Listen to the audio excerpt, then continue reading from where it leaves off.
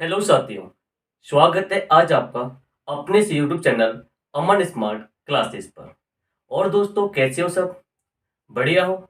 चलिए, उम्मीद करता हूं कि सब बढ़िया ही होंगे।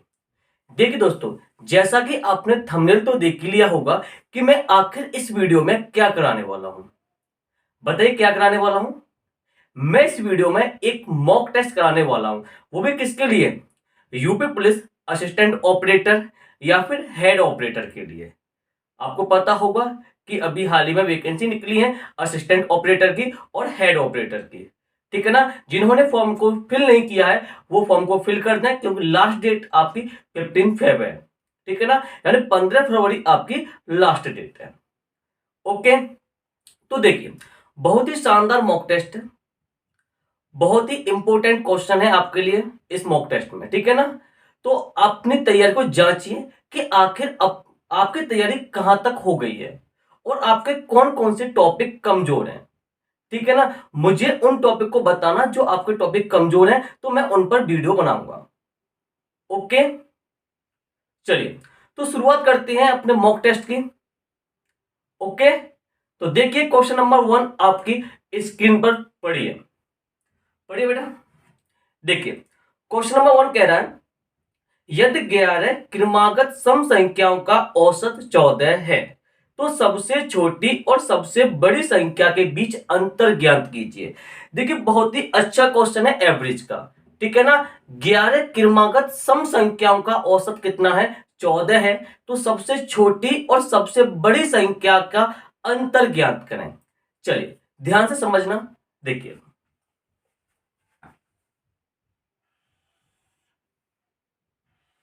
देखिए कितने नंबर्स हैं? 11 नंबर है। ठीक है, कितने नंबर हैं? 11 नंबर्स हैं, जिनका जो एवरेज है वो कितना है? 14 है। मैंने मान लिया जो एवरेज है वो यहां पर आ गया 14। और सबको पता है जो एवरेज होता है, जो औसत होता है, उस सीरीज का मिडिल वाला नंबर होता है कि नहीं? यानी कि 11 नंबर्स हैं आपके, तो मिडिल वाला नंबर कौन सा होगा? 6वां होगा। 5 नंबर इधर होंगे और 5 नंबर इधर होंगे। इतनी बात समझ में आ गई? यानी 6वां नंबर कितना है आपका? 14 है। तो 5 नंबर्स तो इधर बचे हैं और बेटा 5 नंबर्स इधर बचे हैं। इतनी बात समझ में आ गई? यानी कि छठा नंबर ये हो गया, 5वां नंबर इधर बचा है और 5वां नंबर इधर बचा है। सम संख्याओं का डिफरेंस कितने का होता है? दो दो का होता है। तो 2 का इंटू इसमें कर दीजिए और 2 का इंटू इसमें कर दीजिए। ठीक है, अगर मैं इसे सॉल्व करूंगा तो कितना हो गया? 10 हो गया। अगर मैं इसे भी सॉल्व करूंगा तो कितना हो गया? 10 हो गया। ठीक है, अगर मुझे बड़ी संख्या निकालनी है तो इस 14 में इस 10 को ऐड करूंगा तो कितना हो जाएगा? 24 हो जाएगा। ये हमारी बड़ी संख्या है। कौन सी संख्या है? बड़ी संख्या है। अगर मुझे छोटी संख्या निकालनी है तो मैं 14 में से 10 को माइनस करूंगा, तुम्हारी छोटी संख्या कितनी आ जाएगी? 4 आ जाएगी। इतनी बात समझ में आ गई? ये हमारी छोटी संख्या है और ये हमारी बड़ी संख्या है। हमें इनका डिफरेंस चाहिए, तो इन दोनों का डिफरेंस कितना है? 20 है। और ये तुम्हारा 20 आंसर हो जाएगा। Okay, got it? समझ में आ गया? चलिए एक बार फिर समझा देता हूं। क्वेश्चन कह रहा है कि 11 सम प्राकृतिक संख्याओं का औसत 14 है। ठीक है, तो बेटा जो औसत होता है वो बीच वाला नंबर होता है। ठीक है, हमारे पास 11 नंबर है तो बीच वाला नंबर कौन सा होगा? 6वां होगा। और 5 नंबर इधर होंगे और 5 नंबर इधर होंगे। तो जो छठा नंबर है, जो छठा नंबर है वो कितना होगा? 14 होगा। तो ये छठा नंबर हमने 14 लिख दिया। 5 नंबर इधर होंगे और 5 नंबर इधर होंगे। सम संख्याओं का डिफरेंस कितने का होता है? सम संख्याओं का डिफरेंस 2 का होता है। तो 2 का मल्टीप्लाई मैंने इधर कर दिया है और 2 का मल्टीप्लाई मैंने इधर कर दिया। तो 5 दूनी कितने होते हैं? 10 होते हैं। इधर भी 10 हो गया। अगर मुझे बड़ी संख्या निकालनी है तो 14 में 10 को ऐड करूंगा, कितना हो जाएगा? 24 हो जाएगा। अगर मुझे छोटी संख्या निकालनी है तो 14 में से 10 को माइनस करूंगा तो कितना आएगा? 4 आएगा। ओके, फिर उसने बोला है कि बड़ी संख्या और छोटी संख्या का अंतर कितना है। तो बड़ी संख्या और छोटी संख्या का अंतर कितना है? 20 है। और 20 तुम्हारा ये आंसर हो जाएगा। उम्मीद करता हूं ये क्वेश्चन आपके बहुत ही अच्छी तरह से समझ में आ गया होगा। तो बढ़े दूसरे क्वेश्चन पर। बताइए, चलिए देखिए क्वेश्चन नंबर 2 पढ़िए, आ गया होगा बेटा आपकी स्क्रीन पर। चलिए देखिए चक्रवृद्धि ब्याज का क्वेश्चन है। यदि चक्रवृद्धि ब्याज पर 2 वर्ष में 4,000 रुपए 5760 हो जाते हैं तो वार्षिक ब्याज दर कितनी है? रेट निकालनी है, सबसे इजी क्वेश्चन है। चलिए करने की कोशिश करें, अगर तुम पर नहीं आ रहा है तो मैं से सॉल्व कराऊंगा। चलिए पहले आप करने की कोशिश करें।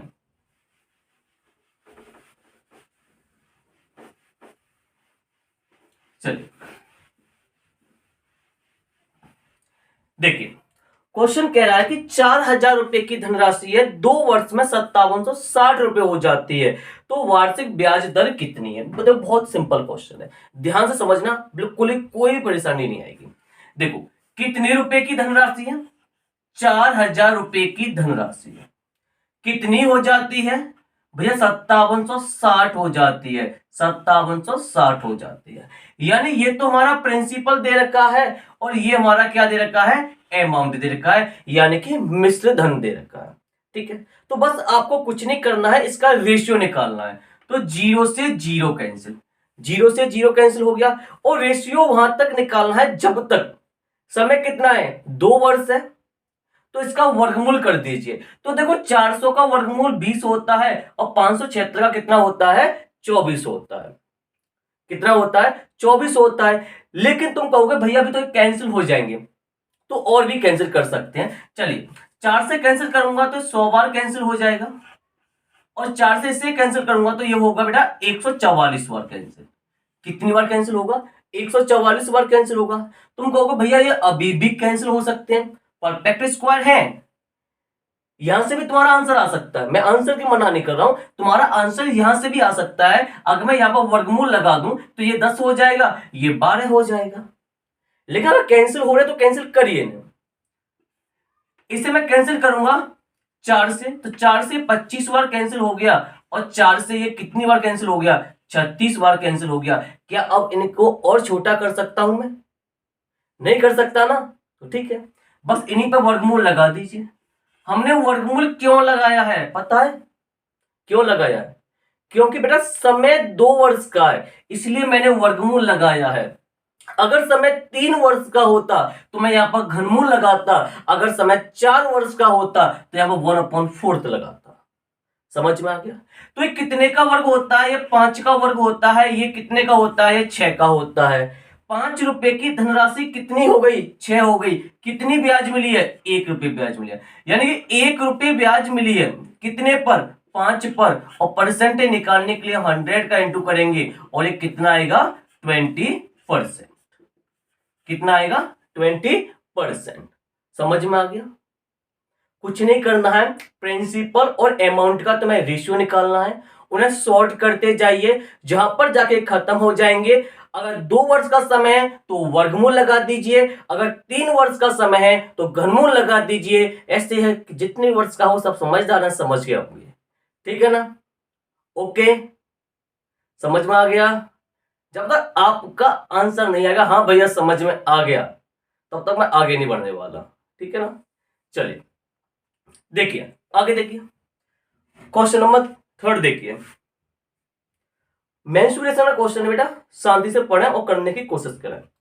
2 वृत्तों के क्षेत्रफलों का अनुपात 16:9 है, उनकी परिधि का अनुपात ज्ञात कीजिए। सबसे घटिया क्वेश्चन मेंसुरेशन का, सबसे घटिया, सबसे कमजोर क्वेश्चन है।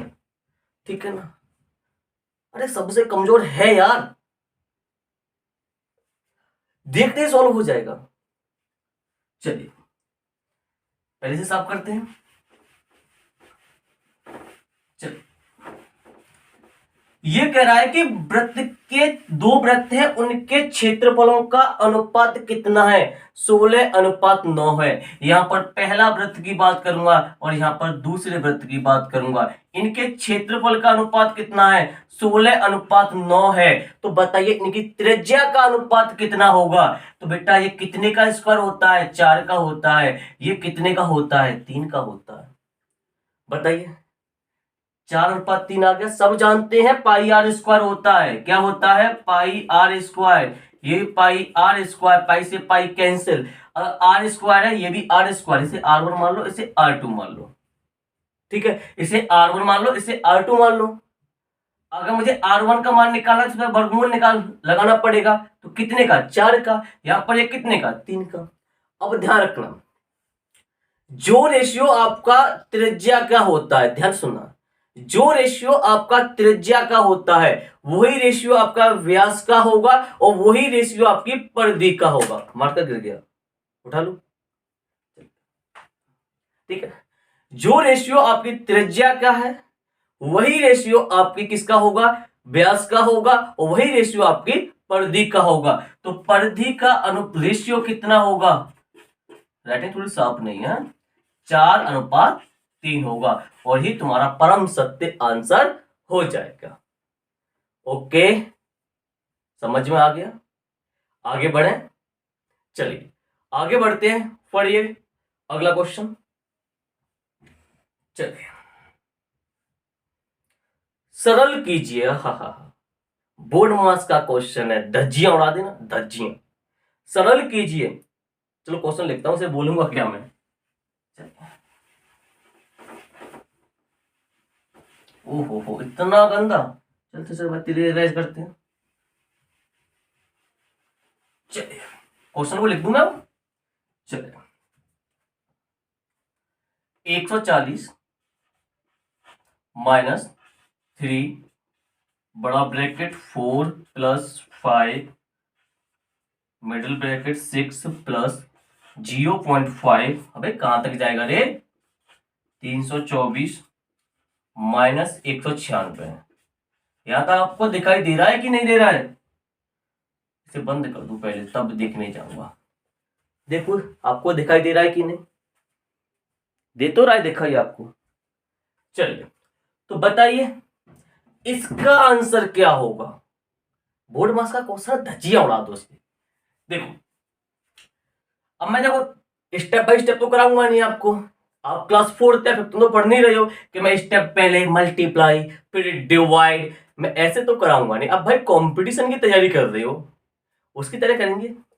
ये 18 का होता है, ये 14 का होता है, 18 में से 14 के कितने बचे, 4 बचे, कितने बचे, 4, यानी इसे जब मैं सॉल्व करूंगा तो आंसर कितना आएगा, 4 आएगा। जब मैं 4 का इंटू 0.5 में करूंगा तो कितना आएगा, 2 आएगा। कितना आएगा, यहां तक हो गया हमारा सॉल्व, कितना आंसर आ गया, 2 आ गया। इस 2 को अगर मैं 6 में ऐड करूंगा तो कितना होगा, 8 होगा, यहां तक 8 हो गया।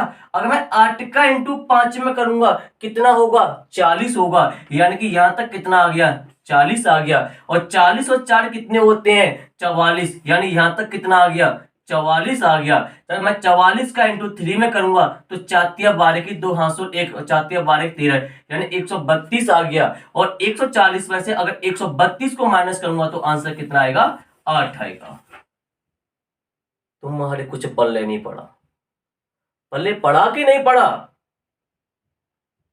बताओ, नहीं पड़ा। चलिए एक बार फिर समझाता हूं।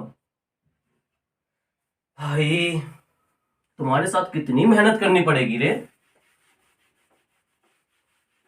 चलिए देखो ये 18 का वर्ग होगा, ये 14 का वर्ग होगा, तो 18 में से 14 को माइनस करूंगा 4 बचेगा। जब मैं 4 का इंटू 0.5 में करूंगा तो कितना आएगा, 2 आएगा। जब मैं 2 को 6 में ऐड करूंगा तो कितना आएगा, 8 आएगा। यानी कि यहां से लेकर मैंने यहां तक सॉल्व किया तो आंसर कितना आया, 8 आया। अगर मैं 8 का इंटू 5 में करूंगा तो 40 हो जाएगा। जब मैं 40 का मैं जब मैं 40 में जब 4 को ऐड करूंगा तो कितना हो जाएगा, 44 हो जाएगा। जब 44 का इंटू 3 में करूंगा तो कितना आएगा, 132 आएगा। यहां तक पूरा सॉल्व करके कितना हो गया, 132 हो गया। 140 में से 132 को माइनस करूंगा तो कितना बचेगा, 8 बचेगा, और ही तुम्हारा 8 परम सत्य आंसर हो जाएगा। ओके चलिए अगला क्वेश्चन देखिए, पढ़िए अगला क्वेश्चन देखिए। अरे वर्क एंड टाइम का क्वेश्चन है, वैसे उड़ा दोगे तुम। ए और बी एक कार्य को क्रम से 80 दिन और 96 दिनों में पूरा करते हैं। उन्होंने सी की सहायता से 32 दिनों में कार्य पूरा किया तो सी अकेले पूरे कार्य को कितने दिन में करेगा? भाई साहब कर दीजिए, अब तो बात खराब मत करना मेरी। जब मैंने कह दिया है तुम इस क्वेश्चन कर सकते हो तो करके दिखाइए, बात खराब नहीं होनी चाहिए मेरी। करिए।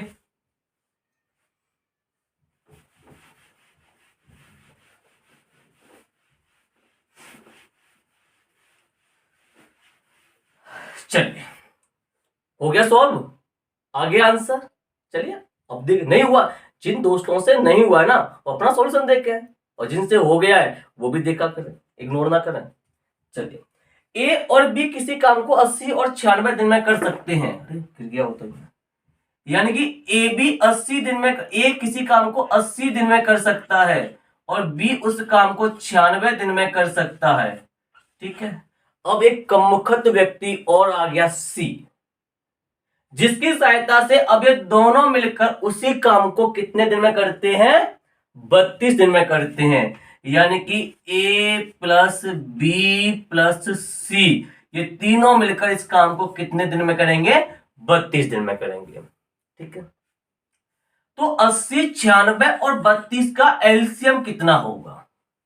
बड़ा सिंह करिए भैया, 80 यहां पर लिखेंगे, 96 यहां पर लिखेंगे, 32 यहां लिखेंगे, ऐसे करेंगे। अबे कहां हो तुम, कौन से जमाने में हो? ऐसे करोगे तो कॉम्पिटिशन कैसे फाइट करोगे तुम? देखिए, इन दोनों में क्या कॉमन है? तीनों में 16 कॉमन है, मैंने 16 को कॉमन लिया। कितना बचेगा? यहां पर 5 बचेगा, यहां पर 6 बचेगा, यहां पर 2 बचेगा। 5, 6, 2 का एलसीएम कितना होता है? 30 होता है। तो एलसीएम कितना हो गया? 16 गुणा 30 हो गया। बस इतना करना है, घबराया करो मत, जब हमें साथ तो कोई गम नहीं। ठीक है, चलिए, ए की कैपेसिटी कितनी आएगी? तो मैं 5 से सिर्फ 30 में भाग देना है, 16 से बोलना भी नहीं है।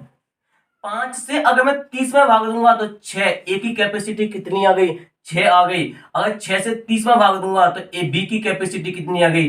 5 आ गई। इन तीनों की कैपेसिटी निकालूंगा तो तीनों की कैपेसिटी कितनी आएगी? 2 से 30 में भाग दूंगा तो कितना आएगा?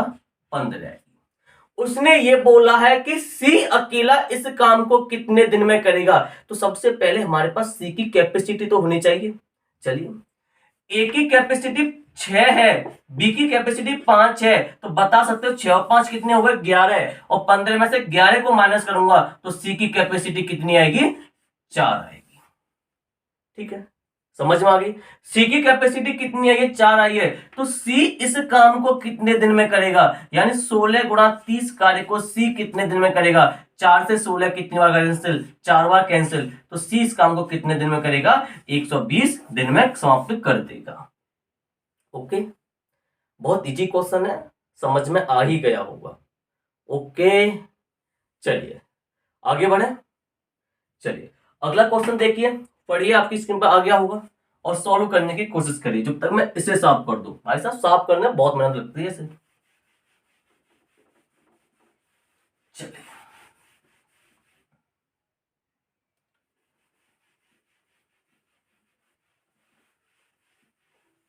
चलिए तो क्वेश्चन पढ़ा आपने? रेशियो क्वेश्चन है बेटा, रेशियो का। क्यों बेइज्जती करा रहे हो मेरी? शांति से कर लो। चलिए देखिए, ए बराबर बी बटे 5 है और बी बराबर 5c बटे 4 है। तो ये पूछ रहा है कि ए अनुपात सी कितना होगा। बस इतना सिंपल सा क्वेश्चन नहीं आ रहा तुम पर? अरे कुछ द्रोण ने तो कर दिया होगा। चलिए देखिए, अगर मैं यहां पर ए अपॉन बी की बात करूं तो ए अपॉन बी कितना होगा? 1/5 होगा। इसे बी को उठा के हम इधर ले आए तो यहां पर एक ही तो बचेगा। अगर मैं बी अपॉन सी की बात करूं तो बी अपॉन सी का मान कितना होगा? 5/4 होगा। 5/4 होगा। उसने ए अनुपात सी पूछा है, देखो बी यहां पर ही 5 है, बी यहां पर ही 5 है, बहुत तो ये तो बहुत ही इजी हो गया। तो ए अनुपात सी कितना होगा? ए का मान कितना है? 1 और सी का मान कितना है? 4। बस ये हो गया। क्या था इसमें? कुछ था नहीं है ना? करिए बुढ़ापा आ गया है। आगे देखिए, अगला क्वेश्चन पढ़िए।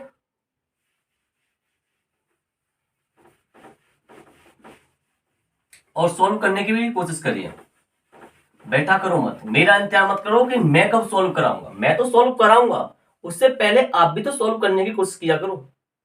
चलिए देखिए, प्रॉफिट एंड लॉस का क्वेश्चन है। एसी का क्रय मूल्य 45,000 रुपए है। खुदरा विक्रेता खुदरा विक्रेता खुदरा खुदरा विक्रेता अंकित मूल्य पर 25% की छूट देता है। यदि एसी को 20% लाभ पर बेचा जाता है तो एसी का अंकित मूल्य ज्ञात करें। चलिए, ये वो क्वेश्चन है, पता कौन सा, 25% की छूट देने के बाद भी 20% का लाभ होता है। तो मैंने बताया है आपको, बहुत बार ऑफलाइन में बताया है कि सीपी और एमपी का जो रेशियो होता है वो क्या होता है। सीपी होता है 100 माइनस डिस्काउंट परसेंट और एमपी होता है 100 प्लस प्रॉफिट परसेंट। तुम कहोगे भैया मैं याद नहीं रहता है, तो ये बताइए सीपी बड़ा होता है या एमपी बड़ा होता है। तुम कहोगे भैया एमपी बड़ा होता है, तो बस एमपी में अपने प्रॉफिट को प्लस करना है, और सीपी छोटा होता है तो अपने 100 में से डिस्काउंट को माइनस करना है, बस इतना सिंपल है। तुम कहते हो याद नहीं रहता यार, तुम बड़े ही अजीब हो।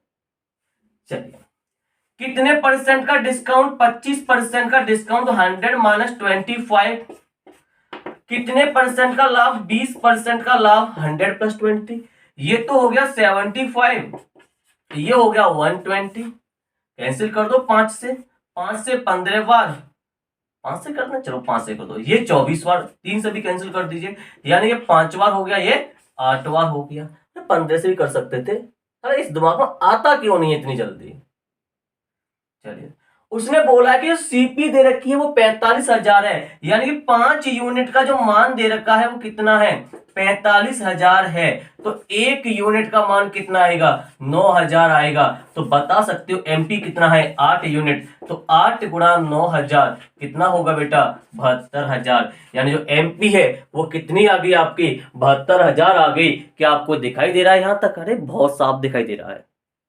चलिए, समझ में आ गया कि नहीं। बस सीपी और एमपी का रेशियो आपको देखना है। सीपी एमपी का रेशियो होता है 100 माइनस डिस्काउंट परसेंट, ये होता है सीपी, और 100 प्लस प्रॉफिट परसेंट, ये होता है आपका एमपी। Okay, got it. आगे बढ़ा जाए। चलिए, क्लास में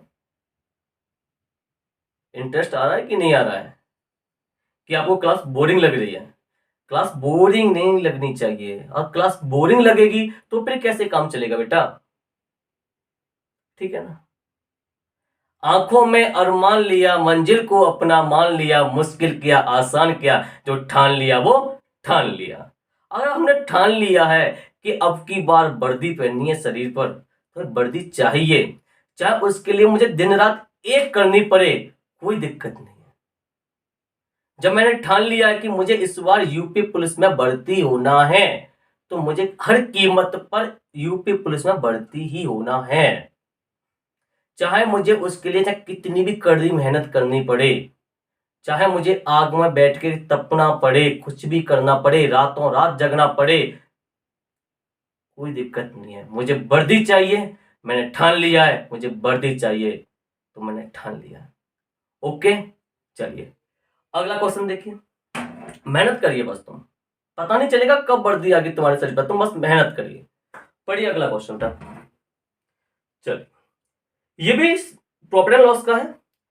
एक दुकानदार ने एक साइकिल 1250 रुपए में खरीदी और इसका 20% इसकी मरम्मत पर खर्च किया, और उसने इसे 1650 रुपए में बेच दिया, तो उसका हानि या लाभ प्रतिशत ज्ञात करें। बहुत ही शानदार क्वेश्चन है, करने की कोशिश करिए बेटा, तब तक मैं इसे साफ कर दूं, ठीक है।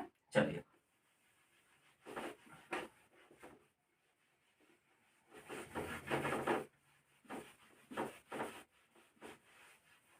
ये साउंड कर रहा है ना बोर्ड, चलिए इसको भी देखता हूं मैं आज। कर ले बेटा कर ले, तेरा भी टाइम है। चलो देखो, एक दुकानदार ने एक साइकिल 1250 रुपए में खरीदी, यानी कि दुकानदार ने जो साइकिल है वो कितने रुपए में खरीदी है, 1250 रुपए में खरीदी है। फिर वो कह रहा है कि भाई मैंने 20% इसकी मरम्मत पर खर्च कर दिया, यानी कि इसका 20% मरम्मत पर खर्च कर दिया। तो बताइए 1250 का 20% कितना होता है, 20% का मतलब होता है 1/5। तो 1250 का 1/5 होता है 50। 5 से 25 हुआ तो कैंसिल होगा 50, यानी कि इसने 50 रुपए मरम्मत पर खर्च कर दिए। तो इसको ये साइकिल कितने की पड़ी, 1300 रुपए की पड़ी। पड़ी कि नहीं, यानी 1250 का 20% होता है 50 रुपए। तो इसने 50 रुपए तो साइकिल की मरम्मत पर खर्च कर दिए, 1250 रुपए में इसने साइकिल खरीदी। तो कितने रुपए की इसे साइकिल पड़ी, 1300 की पड़ी। इसने कितने में बेची है, 1650 रुपए में बेची है, यानी कि इसने 1650 रुपए में बेच दी है। बेच दी बेचारे ने, गरीब आदमी है, हम जैसा ही है। कितने रुपए का प्रॉफिट हुआ, इसे 250 रुपए का प्रॉफिट हुआ। कितने रुपए पर हुआ, 1300 पर या 1250 पर। भाई उसे 1300 रुपए की पड़ी है, तो 1300 रुपए तो निकालेगा 1300 रुपए पर। और परसेंटेज निकालने के लिए हम 100 का इंटू करेंगे। कितने का इंटू करेंगे, भाई मैं सही किया ना, ओहो गलत कर दिया जनाब आपने। अगर 1650 में से 1300 को माइनस करेंगे तो 350 नहीं बचेगा, कितना बचेगा, 350 बचेगा। तो 2 जीरो से 2 जीरो कैंसिल। अगर मैं 13 से इसमें डिवाइड दूंगा तो कितना आएगा, 13 13 13 दूनी 26, कितने बचे, 9 बचे। और 13 सत्ते 91, एप्रॉक्स आएगा 27% का प्रॉफिट। ठीक है ऑप्शन की नहीं है, अरे भाई इसमें तो है नहीं है। एक दुकानदार ने एक साइकिल 1250 रुपए में खरीदी, 1250 रुपए में खरीदी, और इसका 20% इसकी मरम्मत पर खर्च किया। तो 1250 का 20% हमने सही तो निकाला है, 20% होता है 1/5। अगर 5 से कैंसिल करूंगा कितना कैंसिल होगा, 50, यानी 1250 का 20% होता है 50 रुपए होता है। अगर इसमें ऐड करूंगा कितना हो जाएगा, 1300 हो जाएगा। फिर इसने इसे 1650 रुपए में बेच दिया है, कितने का प्रॉफिट होगा, 350 का प्रॉफिट होगा। कितने पर होगा, 1300 पर होगा। और परसेंट निकालने के लिए 100 का इंटू करूंगा। से तो किया यार, 2 जीरो से 2 जीरो कैंसिल। अगर 13 से मैं डिवाइड दूंगा, 13 से 100 से नहीं, 13 से अगर मैं डिवाइड दूंगा तो 13 13 13 दूनी 26, 9 बचे, 90 हो गया। 13 सत्ते 91, अप्रोक्स मान लिया 27% का प्रॉफिट। चलिए कोई ना, ऑप्शन गलत होंगे, ठीक है ना। आगे बढ़े, चलिए आगे बढ़ते हैं और देखिए अगला क्वेश्चन पढ़िए। अरे रे एसआई का क्वेश्चन है, धांधा कर दोगे। ₹4000 की राशि 3 वर्षों में X% वार्षिक दर से साधारण ब्याज पर 5008 हो जाती है। यदि ब्याज दर X प्लस 2.6% हो जाती है तो संशोधित परिपक्वता, अबे मैं इससे सिंपल लिखूंगा, तो अब धनराशि क्या होगी, ये है। तो अब धनराशि क्या होगी, देखिए आपको क्वेश्चन थोड़ा टफ लग रहा है, लेकिन बेटा है नहीं है टफ ये। देखो मैं बताऊंगा, मैं कैलकुलेट खड़ा हूं। चलिए देखिए कितने रुपए की धनराशि है, 4000 रुपए की धनराशि है, यानी कि 4000 रुपए की धनराशि है। ठीक है, रेट कितनी है, X%। कितनी है, X% है। कितने वर्ष में, 3 वर्ष में, यानी टाइम कितना दे रखा है, 3 वर्ष है। कितनी हो जाती है ये अमाउंट, कितना हो जाता है, 3008 था नहीं 5008, कितना है 5008 हो जाती है। कितनी हो जाती है, 5008 हो जाती है। अब वो कह रहा है कि यदि दर X प्लस 2.6% होती, X प्लस 2.6% होती तो धनराशि कितनी हो जाएगी। बहुत सिंपल है, देखो रेट कितनी बढ़ी है, 2.6% बढ़ी है, तो बस 4000 का 2.6% इंटू समय कितना है, 3 वर्ष के लिए बढ़ी है, इंटू 3 अपॉन में 100 आता है, 100। 2 जीरो से 2 जीरो कैंसिल, यहां से पॉइंट आऊंगा 1 जीरो और आ जाएगा, यानी 3 जीरो से 3 जीरो कैंसिल। 4 तिया 12 और 12 गुणा 26 करूंगा तो कितना होगा, 12 छिंग 72 की 2 हांसुल 7 और 12 दूनी 24, 24 और 7 कितने होते हैं 31, यानी कितना आएगा 312। यानी जो ब्याज है, जो धनराशि है वो कितनी बढ़ जाएगी 312 रुपए बढ़ जाएगी। पहले कितनी थी 5008 थी, तो अब धनराशि कितनी हो जाएगी, प्लस करेंगे 312 तो कितना हो जाएगा 5320 हो जाएगी। कितनी हो जाएगी 5320 हो जाएगी। जितने परसेंट रेट बढ़ी है बस उतने का तुम ब्याज निकालो अपने पीआरटी वाले फॉर्मूले से, बस हो गया। और क्या है इसमें, ठीक है ना। चलिए अगला क्वेश्चन देखिए, पढ़िए बेटा अगला क्वेश्चन। रेशियो क्वेश्चन है, काफी इजी क्वेश्चन है, कर सकते हो तुम। चलिए फिर मैं करा दूंगा। तीन संख्या 3/4 अनुपात 5/8 अनुपात 7/12 के अनुपात में है। यदि सबसे बड़ी और सबसे छोटी संख्या के बीच का अंतर 48 है तो सबसे बड़ी संख्या का मान क्या होगा। चलिए करने की कोशिश करें जब तक मैं इसे साफ कर दूं।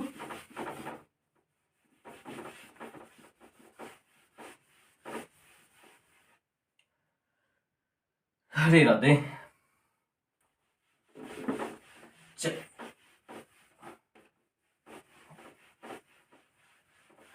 देखिए जो संख्या है, तीन संख्या वो किस अनुपात में है, 3/4 अनुपात 5/8 अनुपात 7/12 के अनुपात में है। ठीक है, फिर वो कह रहा है कि सबसे बड़ी और सबसे छोटी संख्या का जो अंतर है वो कितना है 48 है। ठीक है, देखो इन्हें हम कैसे सोल्व करते हैं। 4, 8 और 12 का एलसीएम कितना होता है, कितना होगा 24। तो 24 से मल्टीप्लाई यहां पर भी कर दीजिए, 24 से मल्टीप्लाई यहां पर भी कर दीजिए और 24 से मल्टीप्लाई यहां पर कर दीजिए। 4 से 6 बार और 6 कितने होते हैं 18 अनुपात। 8 से 3 बार 5 कितने होते हैं 15 अनुपात। 12 से 2 बार और 7 दूनी 14, ये हो गए। सबसे बड़ी और सबसे छोटी संख्या का अंतर कितना है 4, तो 4 यूनिट का मान कितना है 48, 1 यूनिट का मान कितना है 12। उसने क्या पूछा है, कौन सी संख्या पूछी है रे, सबसे बड़ी संख्या पूछी है। तो सबसे बड़ी संख्या कौन सी है 18, तो 18 गुणा 12 कितना होगा 18 गुणा 12, 18 दूनी 36, 6 हांसुल 3, 18 का 18, 18 3 21 यानी 2 से 16। बस हवाई है, कुछ नहीं है, इजी है। ठीक है ना, बस आपको क्या करना है 4, 8, 12 का एलसीएम लेना है। कितना आया 24 आया, 24 से मल्टीप्लाई यहां पर, 24 से मल्टीप्लाई यहां पर, 24 से मल्टीप्लाई यहां पर। आगे तुम समझदार हो, कैसे आया सब जानते हैं। सबसे छोटी और सबसे बड़ी संख्या का अंतर 48 है, लेकिन है कितना 4, तो 4 यूनिट का मान 48 है, 1 यूनिट का मान 12 आएगा। तो उसने ये पूछा है कि सबसे बड़ी संख्या कौन सी है, तो सबसे बड़ी संख्या कितनी है 18 है, तो 18 यूनिट का मान कितना हुआ, तो 18 गुणा 12 कितना होता है 2 से 16। Got it. अगला क्वेश्चन पढ़िए। चलिए अगला क्वेश्चन देखिए। मेंसुरेशन, एक तार को मोड़कर 22 सेंटीमीटर भुजा का एक वर्ग बनाया जाता है। यदि तार को पुनः मोड़कर एक वृत्त बनाया जाता है तो इसकी त्रिज्या कितनी होगी। देखो बेटा, अगर किसी वस्तु का अगर किसी भी वस्तु को मोड़ करके या किसी तार को मोड़ करके, अगर किसी तार को मोड़ करके किसी वस्तु को बनाते हैं तो दोनों का जो परिमाप होता है वो बराबर होता है। यानी यहां पर इसने पहले तो क्या बनाया था, इसने वर्ग बनाया है, फिर ये वृत्त बना रहा है। तो यहां पर वृत्त और वर्ग का जो परिमाप है वो कैसे होगा, बराबर होगा। कैसे होगा, बराबर होगा। चलिए तो कर दीजिए फटाफट से। चलिए देखो, यानी कि सॉरी बेटा, वर्ग का परिमाप, वर्ग का परिमाप बराबर होगा वृत्त का परिमाप, वृत्त का परिमाप। ठीक है, चलिए हाँ, एक तार को मोड़कर 22 सेंटीमीटर भुजा का एक वर्ग बनाया गया है। ठीक है, चलिए अब देखो, वर्ग का परिमाप होता है 4 गुणा भुजा, ठीक है, और वृत्त का परिमाप होता है 2 पाई आर, 2 पाई आर। 4 गुणा भुजा कितना ही है 22 सेंटीमीटर, 22 सेंटीमीटर बराबर 2 गुणा पाई का मान होता है 22/7 इंटू आर। अब तुम इसे सोल्व कर सकते हो, 22 से 22 कैंसिल, 2 से 2 बार कैंसिल, और आर का मान कितना आ गया 14 सेंटीमीटर।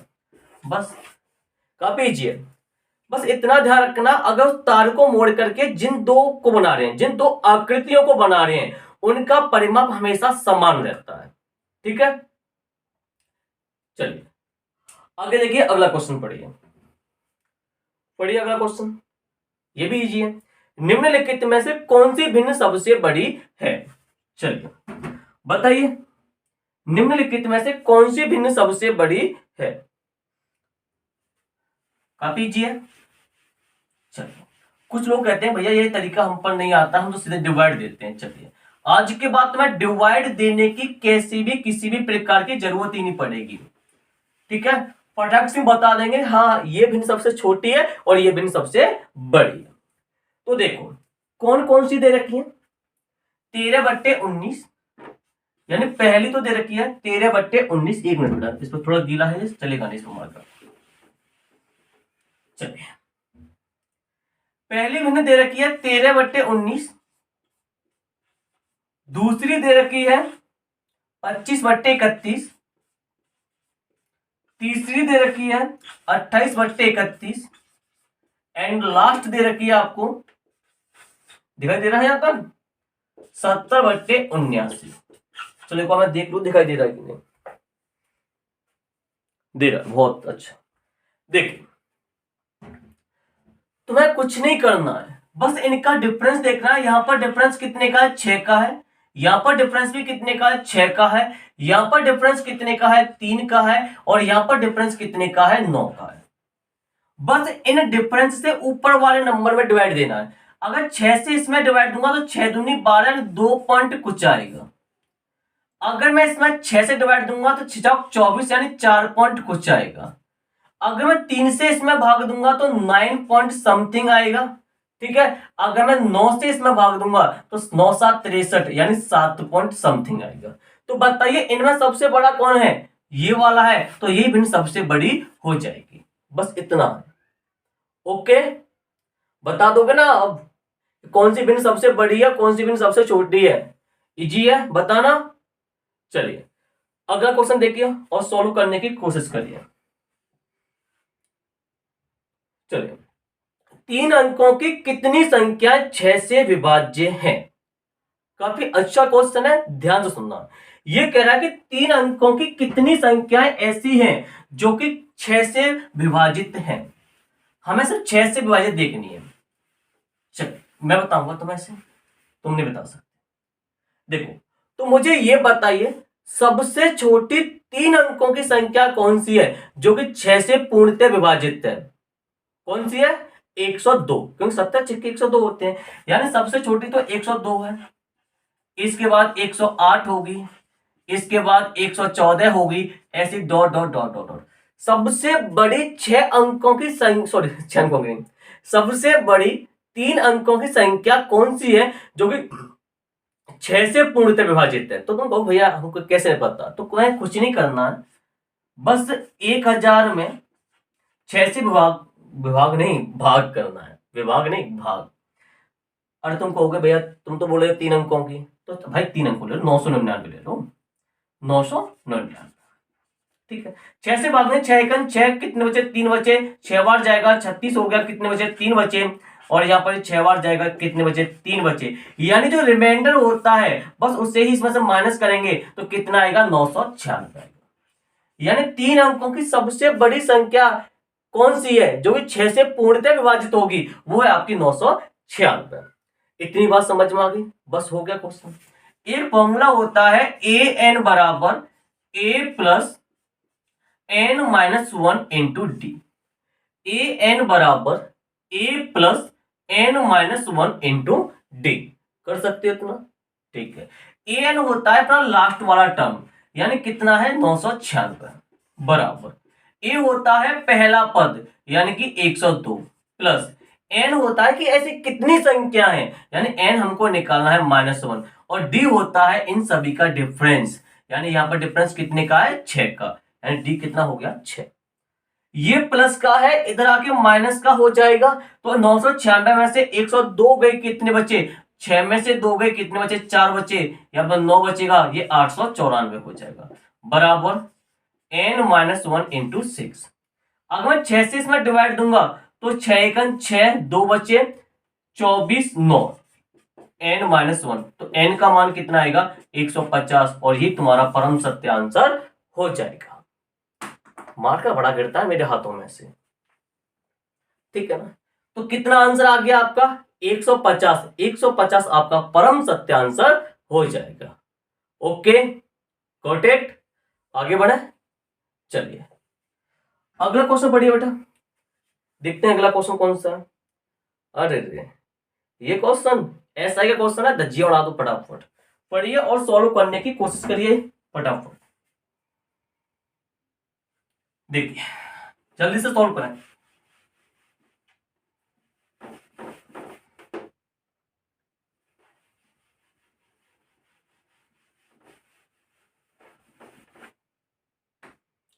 सॉल्व हुआ कि नहीं हुआ अभी तुम्हारा क्वेश्चन, बताइए आंसर कितना आएगा।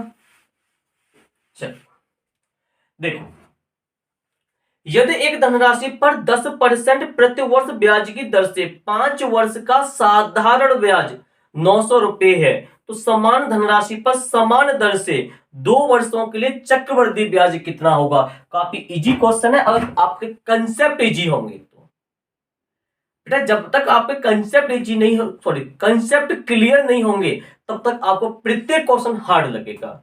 अगर आपके कंसेप्ट क्लियर है तो प्रत्येक क्वेश्चन आपको इजी लगेगा, और क्या हो जाएगा उसका हवा हवाई हो जाएगा, ठीक है ना। आप हवा हवाई में उसे सॉल्व भी कर दोगे, आपको पता भी नहीं चलेगा कि हमारा एग्जाम कब क्लियर हो गया। चलिए 2 वर्ष का सीए निकालना है ना, 2 वर्ष के लिए ब्लैंक बनाते हैं। यहां पर पहले वर्ष इस प्रकार हम ब्लैंक बनाते हैं, यहां पर पहले वर्ष का सीए आता है और यहां पर दूसरे वर्ष का सीए आता है। सबको पता है ये वाले जो ब्लैंक होते हैं वो किसके होते हैं, एसआई के होते हैं। यहां पर पहले वर्ष का एसआई आता है और यहां पर दूसरे वर्ष का एसआई आता है, ठीक। रेट हमारे पास 10% है और वो कह रहा है कि 5 वर्ष का एसआई 900 है। अगर 5 वर्ष का जो एसआई दे रखा है वो 900 दे रखा है, तो आप बता सकते हो 1 वर्ष का एसआई कितना होगा, 180 होगा, क्योंकि प्रत्येक वर्ष एसआई समान होता है। अगर पहले वर्ष का एसआई 180 है तो 10वें वर्ष का भी एसआई कितना होगा, 180 ही होगा। तो यहां पर पहले वर्ष का 180, तो दूसरे वर्ष का भी एसआई कितना होगा, 180 होगा। हमें सीआई निकालनी है, तो यहां पर 180 का 10% निकालेंगे, क्योंकि रेट 10% है। तो 180 का 10% कितना होता है, 18 होता है, ये 18 हो गया। बस हमें सीआई निकालनी है, तो इन सभी को ऐड कर दीजिए, 180 180 360, तो 360 में 18 को ऐड करूंगा तो कितना होगा 378, और ये 378 आपका परम सत्य आंसर हो जाएगा। समझ में आया कि नहीं। अगर आपको ये कंसेप्ट समझ में नहीं आया है तो एक मेरा यूट्यूब चैनल है अवनीश मैथ्स, अवनीश मैथ्स, मैं लिख देता हूं, ये नाम की स्पेलिंग सही से लिखना, अवनीश मैथ्स। इस पर जाइए और इस पर आपको कंपाउंड इंटरेस्ट की वीडियो मिल जाएगी, उन्हें देखिए, काफी इजी मेथड से मैंने कंपाउंड इंटरेस्ट को सिखाया है, ठीक है ना। चलिए अगला क्वेश्चन देखिए, पढ़िए अगला क्वेश्चन, परसेंटेज का है, करने की कोशिश करना।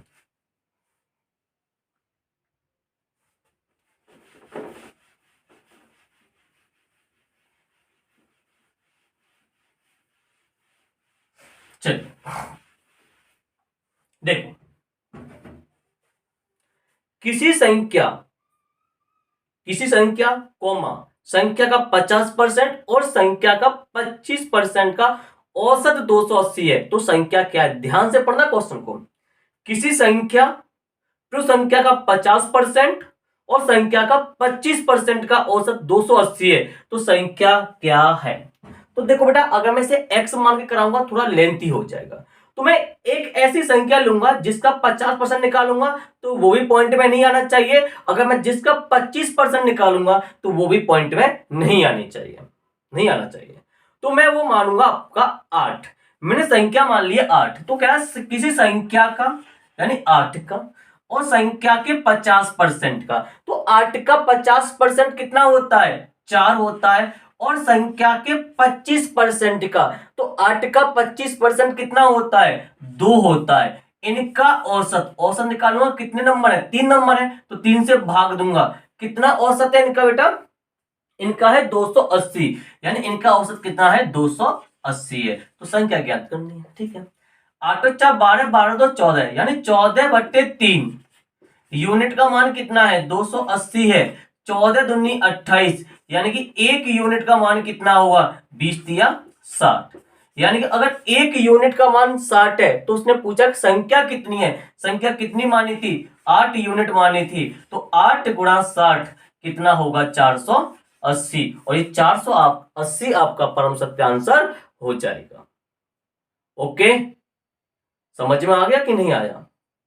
उसने संख्या बोली है, उसने बोला है किसी संख्या का 50% और संख्या का 25% का औसत 280 है, तो हमने ऐसी संख्या मानी है जिसका 50% भी पॉइंट में ना आए और 25% भी पॉइंट में ना आए, तो मैंने संख्या मानी है 8। 8 का 50% 4 और 8 का 25% 2, इनका जो औसत निकालेंगे तो 3 से भाग देंगे, कितना है, 280। जब से सॉल्व करेंगे तो एक यूनिट का मान 60 आएगा, तो 8 यूनिट का मान कितना होगा, 8 गुणा 60 यानी कि 480 होगा। ओके, चलिए अगला क्वेश्चन पढ़िए बेटा, वर्क एंड टाइम का क्वेश्चन है, काफी इजी है, पढ़े। किसी गांव में 6 महिलाएं प्रतिदिन 8 घंटे काम करती हैं और एक काम को 10 दिनों में पूरा करती हैं। यदि 10 महिलाएं प्रतिदिन 6 घंटे काम करती हैं तो काम पूरा करने में वो कितने दिन का समय लेंगे। MDH मसाले बस बेच दो अपने, MDH वाले फॉर्मूले से हो जाएगा, जल्दी करिए फटाफट। सबसे इजी क्वेश्चन माने जाते हैं वर्क एंड टाइम के ये, ठीक है ना। भाई ये तो ज्यादा गीला हो गया बेटा आज, अब की बार तो चलिए इसे साफ करते हैं और अच्छी तरह से। चलिए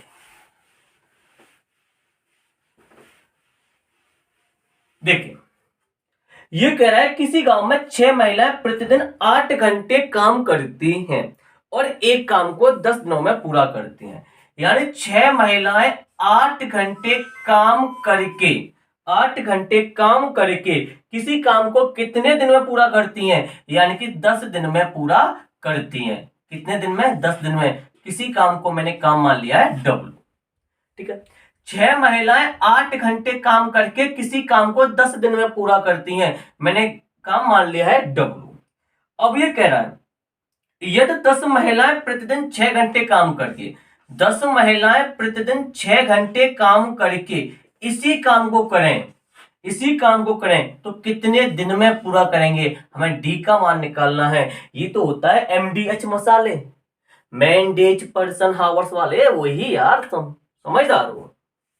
W से W कैंसिल, 6 से 6 कैंसिल, 10 से 10 कैंसिल, तो D का मान कितना आ गया, 8 आ गया। तो कितने दिन लगेंगे, 8 दिन लगेंगे। ओके दोस्तों, आगे देखा क्वेश्चन है कि नहीं हमारे पास। ठीक है दोस्तों, आज इतने ही क्वेश्चन है, तो आप मुझे बताएं कि आपको ये सेशन कैसा लगा, क्या ये सेशन आगे कंटिन्यू करना चाहिए कि नहीं करना चाहिए, इसके बारे में मुझे बताएं। और अपना स्कोर जरूर बताएं कि आपका स्कोर कितना रहा इस मॉक टेस्ट में, ठीक है ना। मैंने जितने भी क्वेश्चन कराए हैं उसमें आपका स्कोर कितना रहा है, ठीक है ना। अगर आपको ये वीडियो अच्छी लगी हो तो लाइक करें, कमेंट करें और शेयर करें, और अपने इस चैनल अमन स्मार्ट क्लासेस को जितना हो सके उतना फैला दो, फैला दो, सभी स्टूडेंट्सों में फैला दो, सभी स्टूडेंट्स को बता दीजिए कि हाँ अमन स्मार्ट क्लासेस अब ऑनलाइन आ चुकी है।